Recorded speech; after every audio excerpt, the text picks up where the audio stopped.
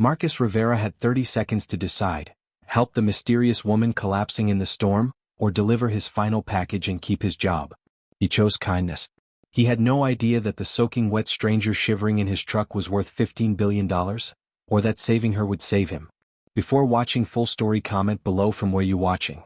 Also like and subscribe for more stories. Marcus Rivera wiped the sweat from his forehead as he finished loading the last box into his delivery truck. The storm clouds gathering overhead promised trouble, but he couldn't afford to delay his route. Every delivery meant food on the table for his 7-year-old daughter, Luna. "Dad, you forgot your umbrella again," Luna called from their small apartment window, her voice barely audible over the rumbling thunder. Marcus smiled up at her, his heart both breaking and swelling with love. Since his wife Elena passed away 3 years ago, Luna had become his everything. Working as a delivery driver wasn't glamorous, but it was honest work and it kept them together. "I'll be fine, mi amor," he called back. "Mrs. Chin next door will walk you to school, okay? I'll pick you up after." As Marcus drove through the increasingly heavy rain, he thought about the eviction notice tucked in his pocket. 3 months behind on rent, with nowhere else to turn. He'd already sold everything of value, worked double shifts whenever possible, but it never seemed enough. The rain turned violent, sheets of water making visibility nearly impossible. Marcus slowed his truck to a crawl, squinting through the windshield when he saw something that made his blood run cold. A figure stumbled along the side of the road, no umbrella, no proper coat. As he got closer, Marcus realized it was a young woman, probably in her early 20s, completely soaked and shivering. But what terrified him most was the way she swayed, as if she might collapse at any moment. Without hesitation, Marcus pulled over and jumped out into the storm. Miss, are you okay?" Marcus shouted over the howling wind. The young woman turned toward him, and Marcus saw tears mixing with rainwater on her face. She was beautiful, with long dark hair plastered to her head and clothes that, despite being soaked, looked expensive.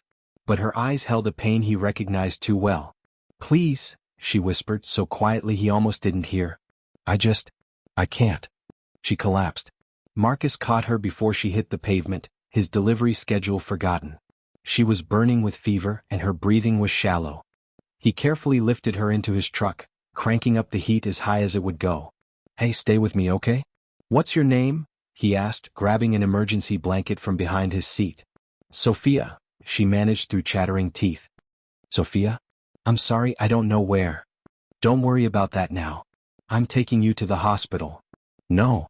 Sophia grabbed his arm with surprising strength. "No hospitals. Please. They'll find me."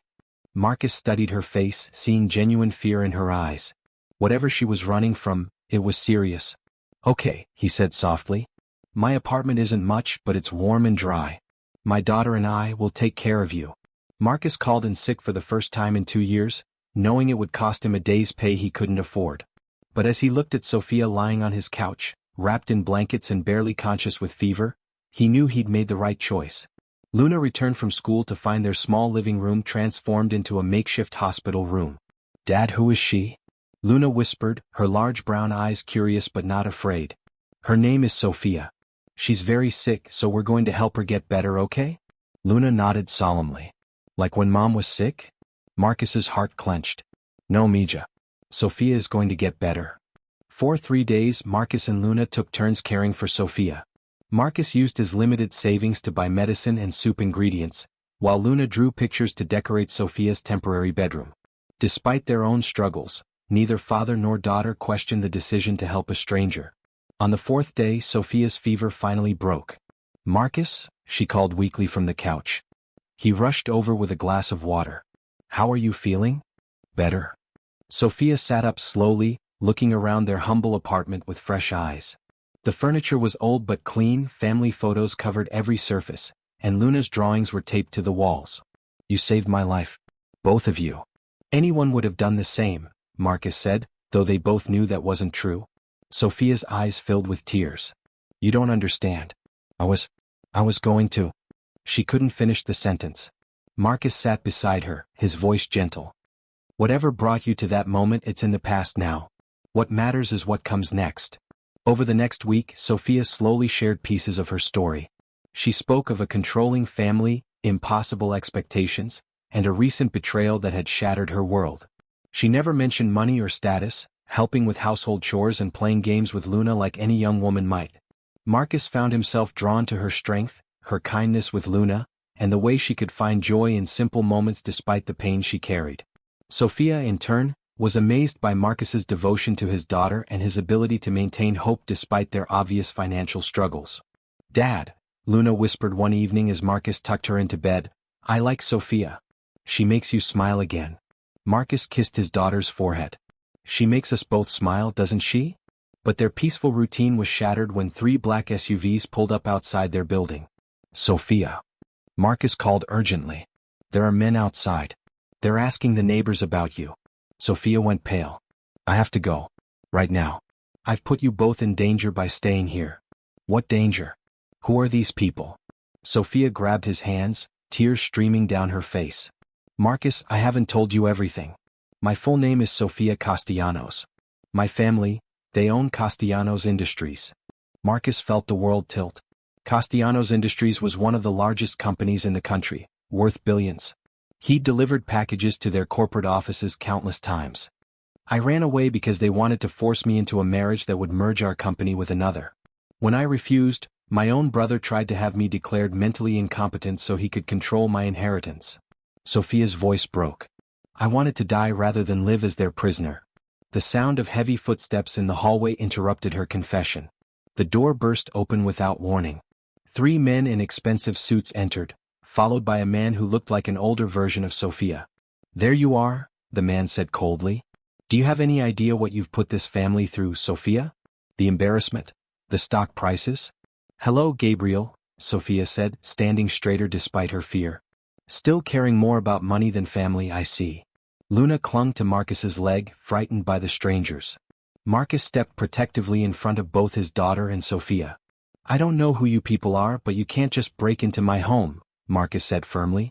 Gabriel Castellanos looked at Marcus as if noticing him for the first time. "And who exactly are you?" "The man who's been hiding my sister." "The man who saved her life," Marcus replied without backing down. "Saved her?" Gabriel laughed harshly. "From what? A life of luxury, unlimited resources, the ability to help millions through our charitable foundations? From a life without choice," Sophia interjected. "From being treated like property instead of a person." One of the security men moved toward Sophia, but Marcus stepped between them. "She's not going anywhere she doesn't want to go," he said quietly, but with absolute conviction. Gabriel studied Marcus with new interest. "You're willing to stand up to us? For her? Do you have any idea what we could do to you? Your job, your home, your daughter's future. We could destroy it all with a phone call." Marcus felt Luna's small hand slip into his. The eviction notice in his pocket seemed to burn, but he didn't waver. "Some things are more important than what you can take away," he said. Sophia stepped beside Marcus, no longer the broken woman he'd found in the storm. "Gabriel, you want to threaten this man? This man who showed me more genuine care in 1 week than our family has shown in 23 years. Sophia, be reasonable." "I am being reasonable. For the first time in my life." Sophia's voice grew stronger with each word. "Marcus, I need to tell you something else. When our parents died 5 years ago, they left everything to me. The entire company, the foundation, everything. Gabriel has been managing it as trustee until I turn 25, which is next month." Gabriel's face darkened. "Sophia. Which means," she continued, "in 30 days I become the sole owner of a $15 billion empire. And the first thing I'm going to do is fire every single person who thought they could intimidate the man who saved my life." The room fell silent except for Luna's quiet question. "Dad, what's $1 billion?" Marcus would have laughed if the situation weren't so surreal. "It's a lot of money, Mija. More than we can count." Gabriel tried one more approach. "Sophia, you can't seriously be considering throwing away everything our parents built for this." He gestured dismissively at Marcus. Sophia's eyes blazed. "Our parents built this company to help people, Gabriel. They'd be disgusted by what you've turned it into. And Marcus isn't this. He's the most honorable man I've ever met." She turned to Marcus, her voice softening. "Marcus, I love you. I love Luna. I love the life you've shown me is possible. But if my money, my name, my family's reputation will only bring you trouble, then I'll walk away from all of it. Right now." Marcus stared at her, this woman who had been ready to give up everything once before, now offering to do it again, but this time for love instead of despair. "Sophia," Marcus said gently, I fell in love with a woman who helped my daughter with her homework, who sang lullabies when Luna had nightmares, who found joy in simple meals because we shared them together. Your money doesn't change who you are inside. He looked at Gabriel and the security team. But if you think you can force her into anything against her will, you're wrong. We'll figure it out together. Luna tugged on Sophia's hand. Sophia, are you really a princess like in the movies? Sophia knelt down to Luna's level. I'm just Sophia. The same Sophia who taught you how to braid friendship bracelets, remember? Good, Luna said seriously. I don't want you to change. Gabriel watched this exchange with growing frustration. This is ridiculous. Sophia, you have responsibilities. Yes, I do, Sophia interrupted, standing and facing her brother with new resolve. I have a responsibility to use our family's resources to actually help people, instead of just accumulating more wealth. I have a responsibility to honor our parents' memory by leading with compassion, not greed. She walked to the window, looking out at the neighborhood where she'd found refuge. Do you see this community, Gabriel? These are the people our parents wanted us to serve. These families working multiple jobs, struggling to afford healthcare, fighting to give their children better futures. When was the last time you actually met someone like Marcus? Someone who sacrifices his own comfort to help a stranger. Gabriel was quiet for a long moment. The board will never accept him. A delivery driver married to Sofia Castellanos? The scandal will fade, Sophia finished. But the example we set won't. We have the power to show the world that love, kindness, and integrity matter more than social status. Marcus listened to this conversation with growing amazement and concern. The woman he'd rescued was revealing herself to be not just wealthy, but powerful beyond his imagination. Yet she was also the same person who had spent hours reading to Luna, who had insisted on doing dishes despite being their guest, who had cried watching a sunset from their fire escape. Sophia, he said quietly, are you sure about this? You're talking about changing your whole life. She turned to him with a smile that lit up the room. Marcus, my whole life changed the moment you stopped to help a stranger in a storm. Everything else is just details. Gabriel made one final attempt. Think about what you're giving up, Sophia. The penthouse, the private jets, the galas, the influence. I'm not giving those things up, Sophia said. I'm choosing how to use them. There's a difference. She walked over to Marcus and took his hands. I want to use our resources to create the programs this community needs. A free clinic, job training, scholarships for kids like Luna. I want to build something meaningful, and I want to build it with you. Luna looked up at both of them. Does this mean Sophia can stay forever? Marcus and Sophia exchanged glances, both thinking of how impossible their situation was, and how right it felt anyway. If she wants to, Marcus said softly. If you'll have me, Sophia replied. Gabriel threw up his hands in defeat. Fine. But when this fantasy falls apart, when you realize what you've given up, don't come crying to me. I won't, Sophia said simply. Because I'm not giving anything up. I'm finally gaining everything that matters. 6 months later, Marcus stood in the conference room of Castellanos Industries, still amazed by the turn his life had taken. Sophia had been true to her word. She'd restructured the company's priorities, focusing on sustainable business practices and community investment. The Rivera Community Center had been their first project, built in Marcus's old neighborhood. It offered free childcare, job training, healthcare services, and educational programs. Marcus had been amazed to discover he had a talent for community organizing, and Sophia had officially made him director of community outreach. The literacy program has a waiting list of over 200 families, Marcus reported to the board. And the job placement program has a 90% success rate. Sophia smiled proudly from her seat at the head of the table. She'd kept her promise to fire the board members who had supported Gabriel's schemes, replacing them with people who shared her vision of using business as a force for good. Gabriel had initially tried to fight her in court, but when several employees came forward with evidence of his financial misconduct, he'd quietly accepted a settlement and disappeared from public life. What about the expansion to other cities? Asked Dr. Maria Santos, the new head of the foundation. We've identified 5 locations for next year, Sophia replied. Marcus and his team have done incredible work developing the replication model. After the meeting, Marcus and Sophia walked hand in hand through the community center.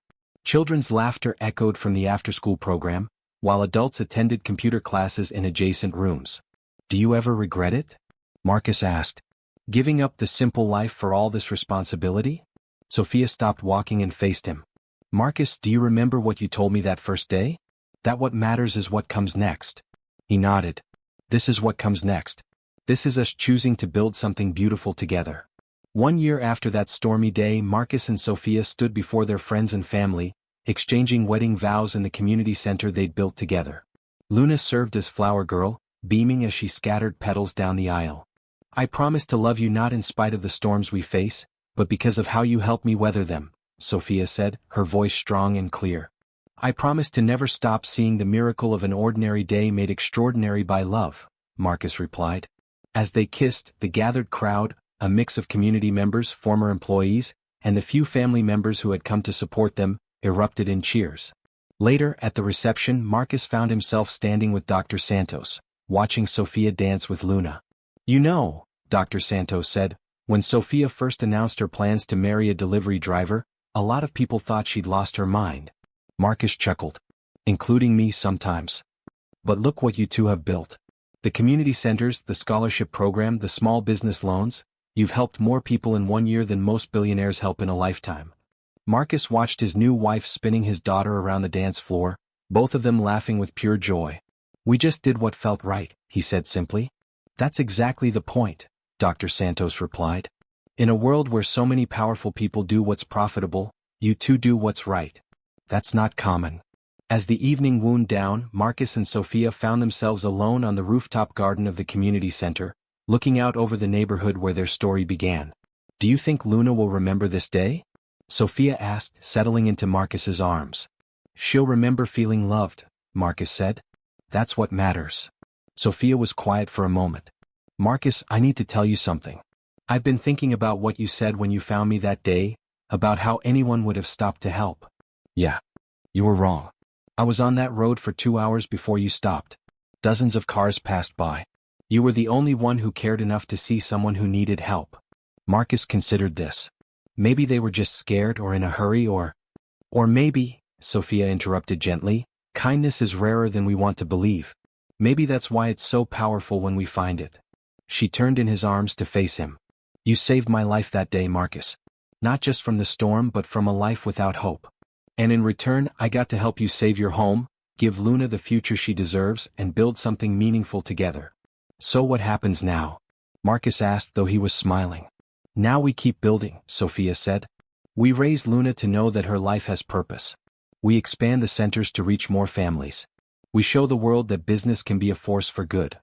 She paused, her eyes twinkling with mischief. And maybe we give Luna a little brother or sister to boss around. Marcus laughed, pulling her closer. All of that sounds perfect. But right now, I just want to dance with my wife. As they swayed together under the stars, the city lights twinkling below them like earthbound constellations, Marcus reflected on the journey that had brought them here. A single act of kindness in a storm had changed not just 2 lives, but hundreds of others in their community. Sometimes the most extraordinary stories begin with the most ordinary choice. To stop when someone needs help, to open your door to a stranger, to choose love over fear. And sometimes, when we're brave enough to show kindness without expecting anything in return, the universe finds a way to give us everything we never knew we needed. Luna Rivera Castellanos adjusted her backpack as she walked toward the school bus, her first-place science fair ribbon pinned proudly to her jacket. At 12 years old, she moved with the confidence of a child who had never doubted she was loved. Don't forget, she called back to the house. Parent-teacher conferences are next week. We'll be there, Marcus called from the doorway, holding their 2-year-old son Diego, who was reaching for the falling autumn leaves. Sophia emerged from the house, briefcase in one hand, coffee in the other, somehow managing to look both professional and maternal. The Rivera Castellanos Foundation now operated in 15 cities, and Sophia split her time between business management and hands-on community work. The Henderson family is moving into their new house today, she told Marcus as she kissed him goodbye. The one we helped them buy through the homeownership program. That's wonderful, Marcus said, genuinely happy. He still remembered the feeling of almost losing their own home, and helping other families achieve stability never got old. As Sophia's car pulled away, Marcus noticed an envelope on the porch with familiar handwriting. Inside he found a note from Mrs. Chin, their elderly neighbor who had watched Luna during those early difficult days. Marcus, I wanted you to know that Sophia came by yesterday to check on me after my fall. She insisted on taking me to the doctor and stayed with me for 3 hours. I know people say she married you for love, but I want you to know, you married a good woman. Elena would be proud of the family you've built. Marcus smiled, tucking the note into his pocket. That evening, when Sophia returned home exhausted from a day of meetings and site visits, he would show her Mrs. Chen's words. And Sophia would probably cry a little, because she still sometimes couldn't believe how fully she'd been accepted into this community that had started as Marcus's world and become theirs. Later that night, after Luna had finished her homework and Diego was asleep, Marcus and Sophia sat on their fire escape. The same one where Sophia had watched her first sunset in their old apartment, though they'd long since moved to a larger place nearby. "Do you ever think about that day?" Sophia asked, reading his mind as she so often did.